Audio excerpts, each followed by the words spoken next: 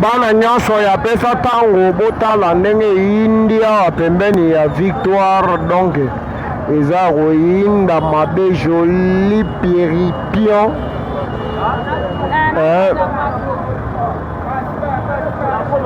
Dona Kapambu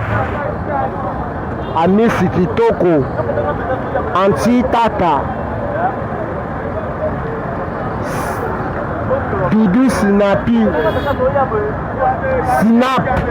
Dudu Snap tobosani te lisusu Jorens Chombe Papa Kali talaki ndenge eyindaka match ya renaissance ebeti lelo donc ya koyinda ya dega transport pasi ngana telemi na victoire awa tout rond point na victoire tala makambo ndenge eleka na osola bino ba image aucune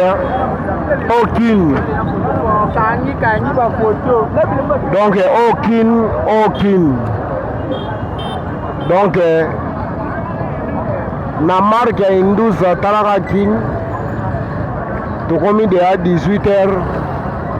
Ibrahim Yanzambe na nyonso motema ya ma Charlotte Pigeon bakolopesa tango ya bilo yango oyo noloba tro te lelo match ya Renaissance Vita donc équipe moko boye esalema ebima na imana mais ekoma kokomplike Vita yango lelo Vita ebeti yango fimbu 2-0 botala so bomoni kaka Orange yeba Renaissance